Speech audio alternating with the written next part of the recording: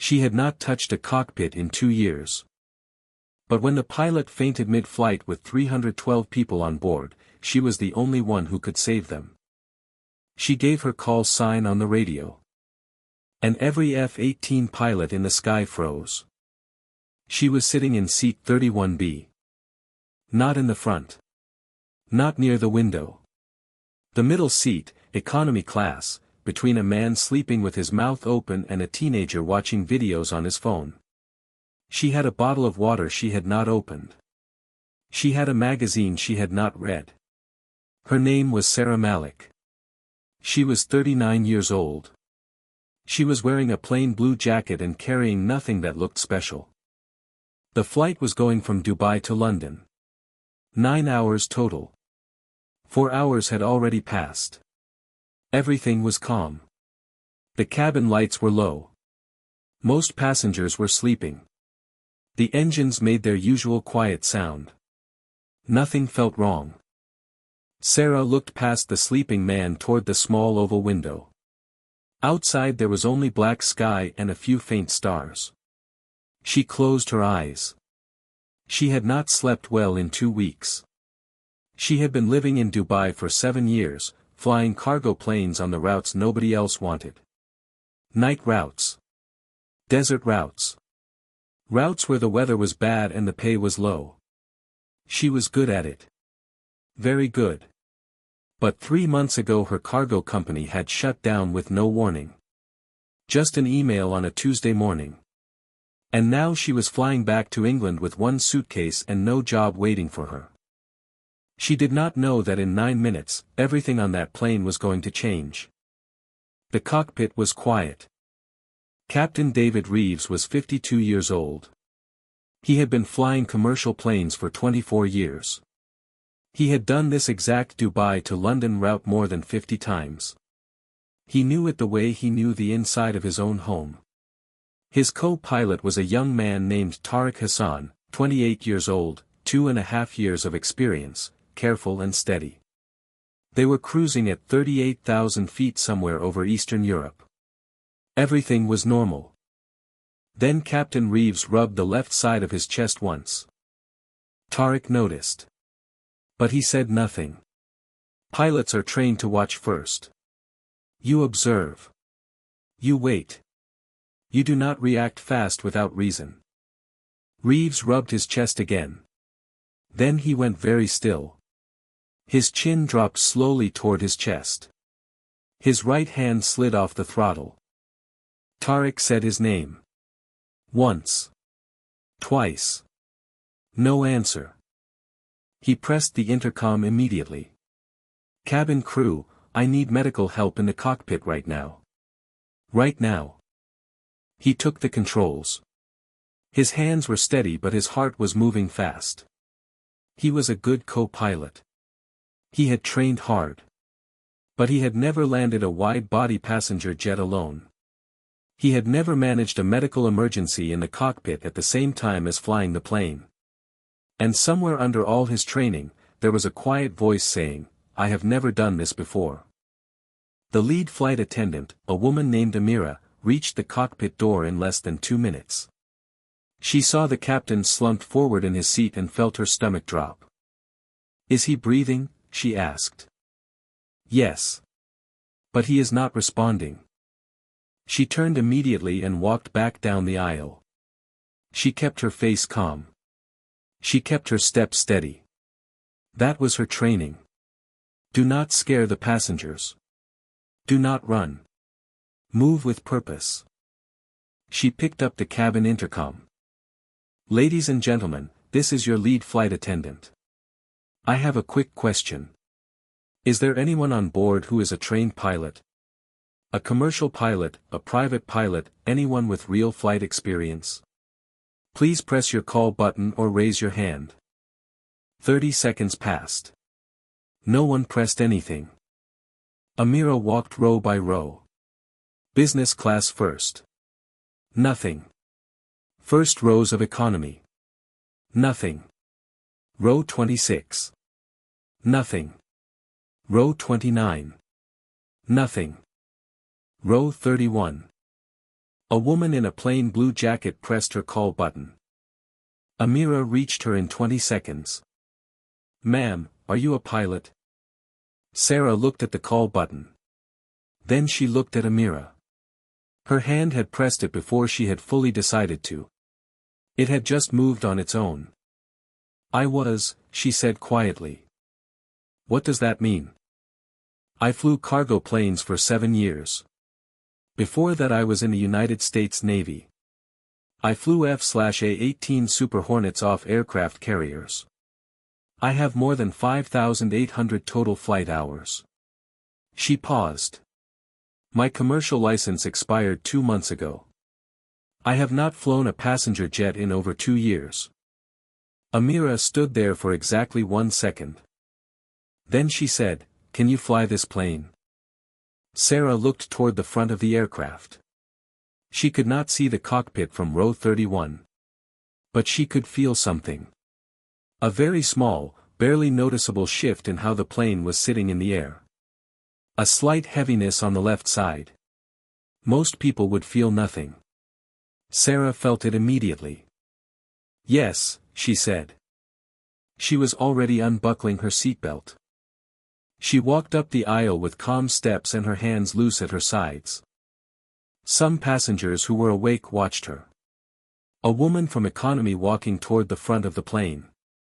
A few of them looked confused. One man quietly took out his phone. Sarah did not look at any of them. She was already thinking. Which instruments to check first? What the co-pilot needed from her. What the first 30 seconds inside that cockpit would tell her. She pushed open the cockpit door. Tariq looked up. He was pale. His jaw was tight with the effort of staying composed. "My name is Sarah Malik," she said. "Former U.S. Navy aviator. 7 years cargo flying after that. Over 5,800 hours total. Tell me what you have." Tariq told her. "Captain down, possible heart attack." A doctor from business class was already being brought forward. Autopilot was on. No warning alarms. Steady cruise altitude. But Tariq had been managing it alone for 12 minutes and his hands had the small shake that comes from too much focus and not enough rest. Sarah looked at the instrument panel for about 10 seconds. Her eyes moved fast and quiet, the way a person reads something they have read many times before. "Your fuel burn is reading slightly high," she said. "Have you checked the navigation for a heading error?" Tariq blinked. "No." "Check it." He checked. They were 2.4 degrees off the planned route. Not dangerous yet. But if they left it uncorrected for another 90 minutes, the fuel margin for the London approach would become very uncomfortable. "I am going to sit in the captain's seat," Sarah said. "I need you to work the radios and call out every checklist item. Do not skip anything. I do not care if you think I already know it. Say every item out loud." Tariq nodded. Sarah sat down. She put her hands on the controls. For just a moment she breathed. The yoke felt exactly the way it had always felt. Heavy and real and alive with the full weight of the plane behind it. Cold at first. Then just right. She corrected the heading. She fixed the fuel calculation in the navigation computer. She checked the system panel for anything flagged but not escalated. Small movements. No wasted action. Then she picked up the radio. "London Center, this is Flight Emirates 519 Heavy. I need to declare an emergency." The controller came back immediately. "Emirates 519, London Center. State the nature of your emergency." "We have an incapacitated captain. I am taking control of the aircraft. I am a trained aviator with significant flight experience, but my current commercial certification is not active. I need a full approach briefing for London Heathrow and emergency services on the ground standing by." A pause. 4 seconds long. In radio time, that is a very long pause. Emirates 519, confirm your name and flight credentials. My name is Sarah Malik. Former United States Navy. Call sign Ghost 1. The channel went completely silent. Not the silence of a busy frequency. Not interference. Total, absolute silence. And then from somewhere else on the band, not London Center, not the aircraft, a voice said 2 words. Ghost 1. It was a military channel that had briefly crossed the civilian band over the English Channel. It happened sometimes. 2 U.S. Navy F-18 pilots from the USS Theodore Roosevelt Carrier Group, running a night patrol 180 miles to the south, had heard the name. The first pilot had spoken without thinking. Just 2 words. A reflex. Then a second voice, different pilot, same quiet disbelief. She's alive. And then nothing. Because military pilots do not talk on open frequencies. They go quiet. They do their job. But for 3 seconds, 2 F-18 pilots had completely forgotten their training. Sarah heard it. She said nothing. She kept both hands on the controls. She kept her eyes on the instruments. There were 312 people behind her. There was work to do. Tariq stared at her. Who is Ghost 1? He asked quietly.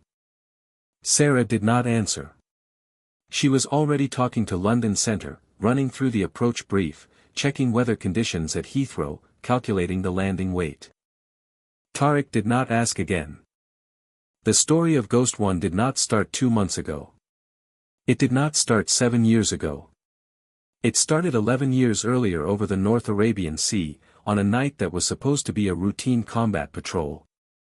Sarah had been 28 years old. She was flying an F/A-18 Super Hornet off the deck of the USS Carl Vinson. Her wingman was a pilot named Lieutenant Carlos Vega, one of the best in the squadron. 30 minutes into the patrol, Vega's aircraft had a catastrophic electrical failure. He lost his radar. He lost his IFF system, the system that identifies your aircraft as friendly so that other planes do not shoot at you. He lost his radio contact with the carrier. He was flying in the dark over open water in restricted airspace, completely invisible to the carrier group, unable to tell anyone who he was. If an unknown contact appeared on anyone's radar and Vega could not respond, the consequences could be fatal. Sarah made a decision. She did not call it in. There was no time and no one to call. She closed the distance between their 2 jets to 30 meters, wingtip to almost wingtip, so close that on any radar screen they would look like a single contact. Her contact. Identified, friendly, clear. She flew as his identity for 41 minutes through night air and a rain squall that cut visibility to almost nothing, until she could guide him to a safe altitude and hand him back to the carrier. When they landed, Vega's hands were shaking. Sarah's were not. Her commanding officer called it extraordinarily dangerous and completely outside approved procedure. Then he stopped talking and looked at her for a long moment. Then he said, "That was the best single piece of flying I have seen in 20 years of carrier aviation." Vega started calling her Ghost 1. He said it because on his cockpit display, when she had come alongside him in the dark, she had appeared like something not quite real. A presence that had simply shown up exactly when it was needed. The name spread fast. Within a year, every Navy aviator in the Fifth Fleet knew the call sign and the rough shape of the story. Not every detail, some of it was classified. But the shape of it. That there was a pilot called Ghost 1 who had done something extraordinary over open water and had not needed recognition for it. Who had just done the job and gone back to flying. That was the version that became legend. The truth was quieter and more human. Sarah had been terrified for every single one of those 41 minutes. She had made the decision fast, yes. She had executed it well, yes. But she had been afraid the whole time. That part nobody ever talked about. That part she had never told anyone. 6 years after that night, Sarah left the Navy. She had not wanted to leave. But there had been a conflict with a senior officer over a mission report that Sarah believed was not accurate. She had filed her own counter-report. The situation became political and slow and exhausting. Her commanding officer told her privately she was being treated unfairly. She thanked him. She packed her locker. She drove to a diner near the base and sat at a corner table and ate quietly for 20 minutes looking at nothing. Then she found a cargo company hiring pilots for Middle East routes and she went back to the sky. Because the sky was the only place that felt honest. She flew cargo. Year after year. Dubai, Muscat, Karachi, Nairobi, Amman. Night flights. Bad weather flights. Routes that paid little and asked nothing. She built her hours. She renewed her commercial license when it came due. She was good and quiet and unknown and that was fine with her. She was not Ghost One anymore. She was just Sarah, the cargo pilot. Reliable. Available. Professional. And then the company shut down. And in the distraction of the sudden move and the paperwork of a life being taken apart, her license renewal slipped past its deadline. She would fix it soon. She meant to fix it soon. And now here she was. Seat 31B. Blue jacket. Closed water bottle. And a plane full of people who needed someone who knew what to do. She flew the approach into Heathrow. London Centre had already cleared all other traffic on the approach path. The runway was empty and waiting. Fire engines and ambulances were positioned along the taxiway. Tariq called out every checklist item and Sarah confirmed each one without hesitation. Gear down. Gear down. 3 green. Flaps to full. Flaps full. Confirmed. Speed check. 141 knots. On target. The runway appeared ahead through the windscreen. White approach lights converging in the dark. The precision approach slope indicators showing her exactly where she was on the glide path. 2 reds, 2 whites. She was perfectly on slope. 500 feet. 300 feet. She thought briefly about the 312 people behind her. About their families standing at arrivals right now, looking at the board, wondering why the flight was delayed. She put the thought away. 200 feet. 100 feet. The runway threshold passed under them. Sarah pulled back on the yoke gently, precisely, the way she had done it 5,000 times before on 5 different aircraft types. Reduced thrust to idle. Felt the nose rise just slightly. Felt the main wheels make contact. Both sides together. One solid, clean landing. No bounce. No drift. Nose came down smoothly. Reverse thrust. Brakes. The aircraft decelerated in a straight line down the center of the runway. At 45 knots she came off the brakes and turned onto the taxiway. She stopped. Amira's voice came through the intercom from the cabin. Just 2 words. We're down. And behind that, through the cockpit door, Sarah could hear the sound of 312 people releasing hours of quiet fear all at once. Applause. Crying. People saying things in different languages that she could not make out but did not need to. She sat still. Hands in her lap. Eyes on the taxiway lights. The fire engines coming toward them. Tariq looked at her. You just landed it. We landed it, Sarah said. Your callouts were perfect the whole approach. Tariq shook his head. I was scared the whole time. Sarah looked at him. So was I, she said. I just did not stop. Captain Reeves was taken off the plane on a stretcher with an oxygen mask and in 4 already running. The doctor from business class walked alongside talking quickly to the paramedics. He reached the hospital in time. The investigation started the same night. The UK Civil Aviation Authority, the Airlines Safety Division, and 2 other bodies all wanted the same things. The flight recorder. The radio transcripts. The full instrument log. And a statement from the person who had been flying the plane. Sarah gave her statement in a small conference room at the airport at 3 in the morning with a cup of terrible vending machine coffee that she barely touched. She walked them through every decision, every radio call, every number she had noticed on the instruments. She was precise and clear. She left nothing out, including the expired certification.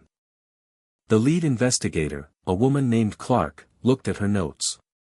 You are aware that operating a commercial aircraft without a valid certification is a regulatory violation. Yes, Sarah said. And you flew anyway. 312 people, Sarah said. And a co-pilot who had never landed this aircraft type alone. Clark looked at her for a moment. She wrote something down. She did not say anything else about the certification. The airline's chief of operations, a man named Gerald Walsh, arrived by early morning flight from their headquarters. He had reviewed the full flight recorder data on the way. He sat across from Sarah in the same conference room and looked at her for a long time before he spoke. The heading error you identified had been building for over 30 minutes before you sat down, he said. Our own systems flagged it but did not escalate it to the crew. You identified it in under 2 minutes. The escalation threshold on that alert type is set wrong, Sarah said. It should trigger at 1.5 degrees, not 3. Walsh wrote something down. We are going to fix that. Then he turned a notepad around and slid it across the table. On it was a job title and a number. Director of Flight Safety and Standards. Sarah looked at the number. She looked at Walsh. My certification is expired. It will be renewed within 30 days. The licensing authority has been contacted. Given the full circumstances of last night, the review will be straightforward. Sarah looked out the window. Outside, London was beginning its morning. Grey light. The first planes of the day moving on the distant taxiways. She picked up the notepad. She looked at it for a long moment. Then she said yes. 2 days later she called her sister from a hotel room in London. Her sister picked up on the second ring. Sarah. I saw the news. Are you all right? I'm fine. You landed a plane. The co-pilot did most of the work. A pause. Then her sister's voice, quieter. Mom used to say you were born to fly. Even when you were little. She always said that. Sarah sat on the edge of the hotel bed looking at the floor for a moment. I know, she said. Are you really okay? Sarah thought about this honestly. Was she okay? She had sat in a cockpit for the first time in over 2 years and nothing had left her. Not the scan pattern. Not the radio procedures. Not the feel of the aircraft through the controls. Not the calm. It had all been there. Waiting. Stored somewhere below where feelings live. Patient and ready. She had been afraid. She had done it anyway. The two things had sat right next to each other the whole time and that had been fine. That had always been fine. Yeah, she said. I think I am. Somewhere on the USS Theodore Roosevelt, 2 F-18 pilots were eating dinner in the officers' mess when one of them saw a small news item on a tablet. A paragraph about an emergency landing at Heathrow. A former Navy aviator. 312 passengers. Everyone safe. He set the tablet down on the table. His wingman looked up. Neither of them said anything for a moment. They did not need to. They had both been there on the frequency in the dark over the channel. They had both heard that name and felt something stop in their chest for 3 seconds. Not because they were surprised she was good. They already knew she was good. Because they were surprised she was still out there. Still flying. Still the same. One of them finally said, Ghost One is still flying. The other one just nodded. They never publicly confirmed they were the two voices on the frequency that night. They did not need to. Captain Reeves recovered fully. He was back on active flying status 10 months later. His first flight back was the Dubai to London route. Before he walked to the aircraft, he sent Sarah one message. It said, "Back where I belong. Thank you for taking care of my plane and my passengers." Sarah replied with 4 words. "Welcome back, Captain Reeves." He had the message printed and kept it in his flight bag. The navigation alert threshold that had failed on Flight 519 was updated across the airline's entire fleet within 50 days. Since then it has activated correctly on 14 occasions. None of those 14 occasions became emergencies. Tariq Hassan completed his captain upgrade 18 months later. On his first flight as captain, he kept a small note tucked inside his kneeboard. It said, "Scared is okay. Stopping is not." And Sarah Malik, who had been sitting in seat 31B with a closed water bottle and an unread magazine and no plan and no job and nowhere specific to be, went back to the sky. Not in the dark on cargo routes nobody wanted. Not invisible. Not forgotten. As the person who decided what was safe and what was not. As the person who fixed the gaps before they became emergencies. As the person who trained the next generation of pilots to find the next one thing and do it. As herself. Ghost One was not finished. She had never been finished. She had just needed to remember it.